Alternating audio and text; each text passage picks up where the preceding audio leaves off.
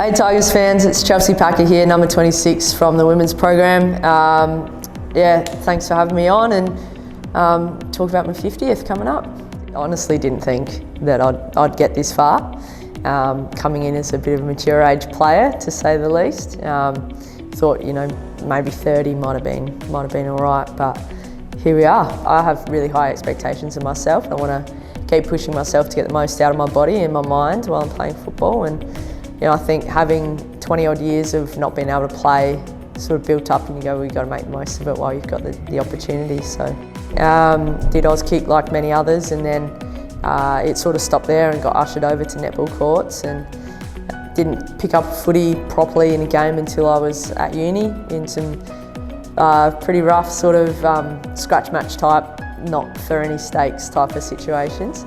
And that's where I crossed paths with Tammy Scott, who was an assistant coach out here from the inaugural year, and always kept an eye on the program. And when I moved back to Adelaide, I sort of made it my mission to make sure that I could get involved in football and put my best foot forward to hopefully come and pull on the gold stripe. Obviously every person who pulls on a footy Guernsey wants to win a flag, and I was certainly the kid that was running around the backyard commentating, kicking goals, and down by 4 points, siren's gone, Packer with the ball, and then they're the premiers and all that sort of stuff. So being able to actually win a flag in competitive football, and then clearly doing that at the club that I grew up barracking for and at the highest level that I was ever going to make was very, very special. But even before that, simply pulling on the Guernsey, I remember our first trial game that I was part of in the 2019 season. We're up at Seaview, it was blowing a gale. Pulling on the Guernsey, it was just a scratch match, but that was like the coolest thing for me, to finally be wearing a Glenelg Guernsey because I was playing, not barracking. So that was really cool. I'll never forget that moment. And then obviously debut game was a very good moment. We were lucky enough to play on Adelaide Oval a couple of years ago as well. That again, 10-year-old Chelsea who didn't get her Oz kick half time, running out there was pretty special.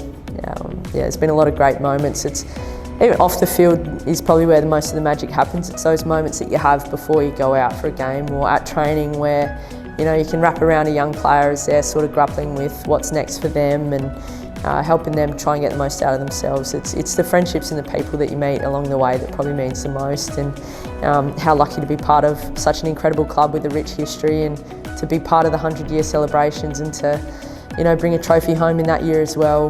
There's been many, many moments, but simply wearing the Guernsey is enough for me. Looped it over the top, just poking in towards the 50 there was Cone. To the feet there of the Tamo Packer, couldn't get her third. Surely could she? Oh yes, she could. Oh, Chelsea Packer is turning it on today. She's back to the top of the SANFLW goal kicking too. 5-1-31, North Adelaide 2 straight 12. I love giving back and helping other people to grow, and I'm only the person I am in the program because of those who came before me. Said it many times before, but Cass Hartley probably had the biggest influence on me as a player, as a person coming into the program, and of course as a leader. I look up to Cass quite highly, and it's kind of cool that in a different capacity she'll be here on the weekend, in her role there. So she was someone who, again, always made me feel welcome when I came out to the club, and to be able to follow in her legacy was an incredible moment. And now to see Ellie, Sam doing that, look, the club's in great hands, and we've got a strong culture of building really great people here. And when you have great people, you're going to have natural leaders, and it's very exciting to see that in the future when we're all gone, the next lot, they're coming through, they're fantastic, and that culture of being the best you can be for yourself, but for the people around you is what makes it very easy to be a leader out here.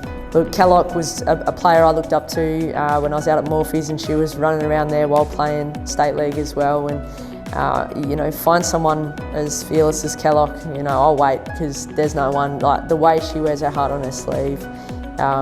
She's the person you hate to play against, but you're pretty grateful that she's on your side.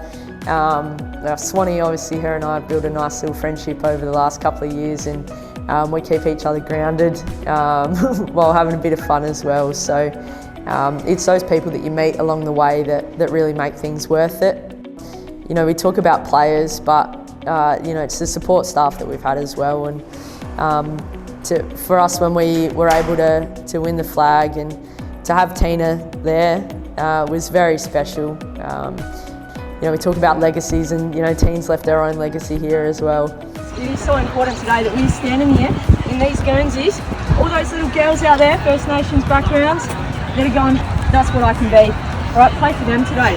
Play for them today. So my role, I'm Women and Girls Community Lead, so all things female football, which is absolutely a dream. I never really believed in the concept of dream jobs, but if you had told me when I was 10 that I'd be doing this, I would have said, nah, you're pulling my leg. So making sure that we're building the best spaces for our women and girls in football, and that's from out on the field at 5 years old to, you know, sitting in the CEO's office at 30 for a woman.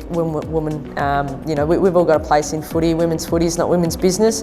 Football is everybody's business, and you know, I'm very proud again that, you know, I came through a club that is so heavily invested in its female program and wants to see it succeed, and that is bringing women and girls on the journey. It's a really genuine thing out here at Glenelg, and we should hold our heads high that we're one of the leaders in that sense.